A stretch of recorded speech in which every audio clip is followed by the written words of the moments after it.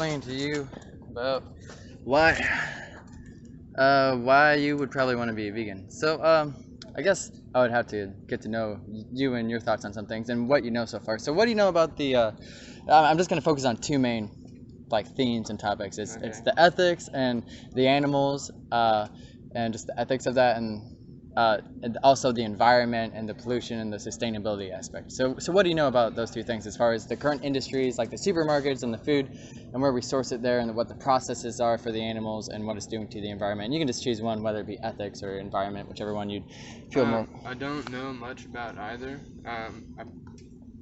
Very little, but I know that all the way we basically farm for animals and livestock is one of the major causes for climate change and stuff, environmentally wise. That's about the extent of my knowledge. Yeah. So I'll talk about the environment, and then I'll kind of lean in ethics as far as what I know, and I'll give you some non-biased, non-vegan sources to look into. So as far as the environment, I'm pretty sure some of the leading causes of like environmental damage are outside of our food choices, but it's pretty close. Like things like lumber and oil and fracking, but those it's still pretty close as far as much damage is going on with our food choices. As far as like deforestation and the runoff from these factory farms, like blood and feces that goes into the streams and the waters. There's actually things called nitrogen dead zones, specifically in the Gulf of Mexico, where so much crap and blood is concentrated. It makes nitrogen dead zones, and so nothing can live there but algae. But then there's also deforestation. Actually, the leading cause of deforestation and species extinction is cutting down trees for cattle ranching, specifically in Brazil and the Amazon rainforest. Actually, right now, I'm not sure if you heard about it, how the Amazon is on fire. I did hear about that. So it's actually been on fire for years. That's and the main reason why the Amazon is on fire is usually cattle ranching, because it's more efficient to burn down the trees to clear room, and it also pretty sure it makes more fertile soil faster for grass to grow for the cows to graze on. So and also just generally, beef is very inefficient. If we're talking about like calories and protein, if we switch that out with lentils or beans or even a Beyond Burger, which I'm not sure if you've ever had one, but it bleeds, it tastes the same. But if we switch those out, it's about a 16 times difference. So you use about 16 times more land and water to get the same calories and protein than yeah, and that's a crazy difference. Like we're talking like over 100,000 gallons of water in the course of months that we could save if we just switched those burgers out with like lentils or Beyond Burgers, which taste the same. Is that the same thing as an Impossible Burger? Those are actually two different companies. They're very, very similar. Okay. They're competing against each other. So it is very, very similar. Okay. And actually, I just found out today, Burger King is selling Impossible Whoppers, which is crazy. I saw that. I was thinking about buying some and coming down here and just like handing them out, but I'm like, I'm not sure if I could do that. I might get be like, hey, you can't hand food out here. Yeah. So I didn't do that. So yeah, as far as the environmental, a good source to point out is so UN, the United Nations, just put out a peer-reviewed statement based off of a bunch of studies, all the top environmentalists of the world. I also have like a bunch of non-biased textbooks that I got, not from the Mizzou library, but from the Boone library. But I'm sure that there's a bunch of textbooks in the Mizzou library, just environmental textbooks. But this UN peer-reviewed statement put out saying that the US and UK has to cut their dairy and meat consumption by 90% to avoid the 2 degrees Celsius rise, global Celsius rise by 2050 for global warming. So, and that's huge. And that's just talking about the emissions. But that's not even talking about the trees we're cutting down and the runoff of the blood and feces from all these CAFOs, also known as factory farms, that's running off.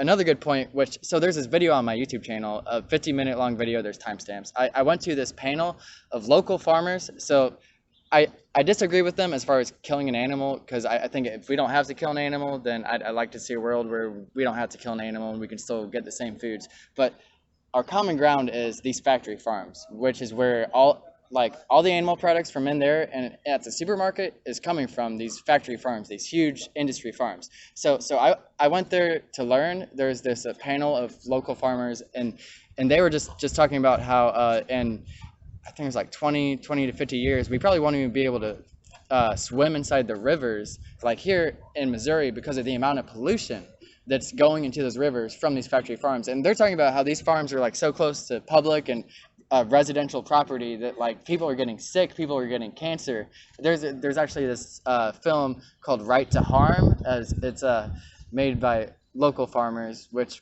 again, I'm vegan, so I don't really agree with killing animals, but it just to prove that this is a non-biased, non-vegan source and point of them basically backing up the idea that there's all this pollution and just so much destruction going on from these industries, and it's completely unnecessary. If there's anything you can get from this whenever you walk away, is that the amount of destruction that we're getting from the amount of animals that we're eating, and that's just the sustainability point. Then there's the ethics, like as far as what the animals go through, and just the point that if we don't have to kill an animal to survive, then I wouldn't see it as being justifiable, especially if we can get the same taste and textures and nutrition from eating plants, and especially if our taste buds change. Like, so in the course of a couple months, you still get the same dopamine effect from eating plants,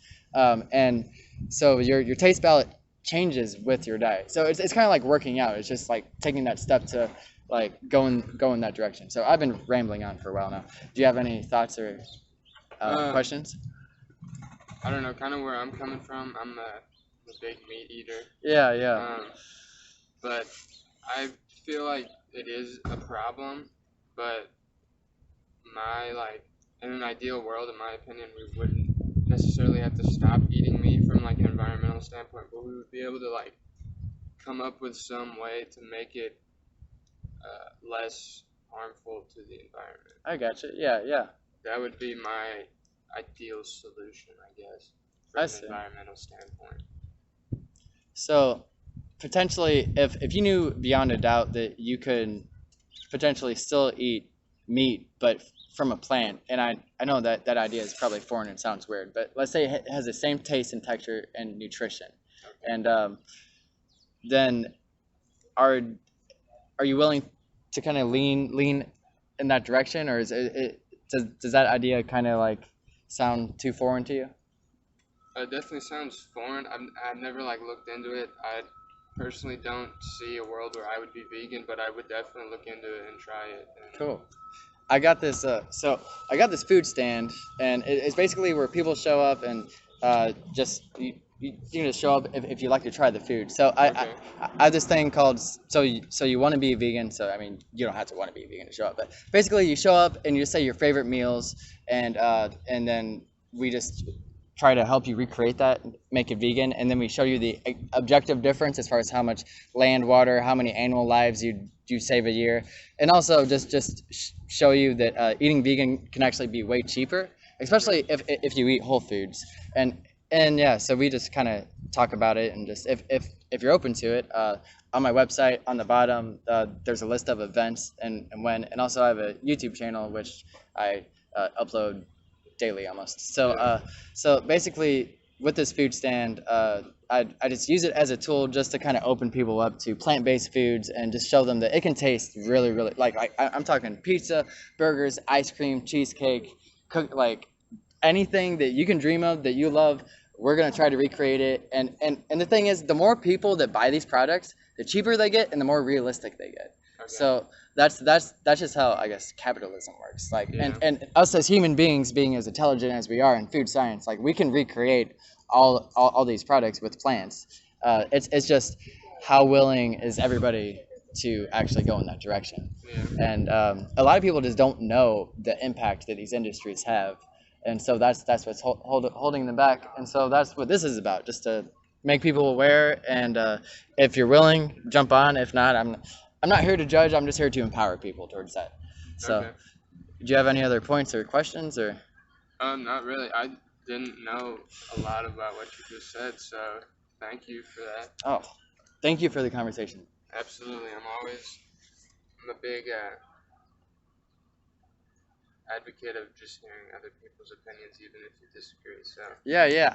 I think it's really important. I've had some conversations with hunters and farmers, and I think that's important. Just being at least being open to talking about things objectively and not as emotionally, because like politics and these days, just people get so emotional and just like we have problems that we can work on together. So I agree. I'm all for that. Yeah, I would definitely be interested in this if we got like more people like as a society to take a step in that direction. Hell yeah. Well, I hope I can empower a bunch more people. I'm dedicating my life to this, so it'll happen. Something's gonna come from it. So. Hey, that's good, man.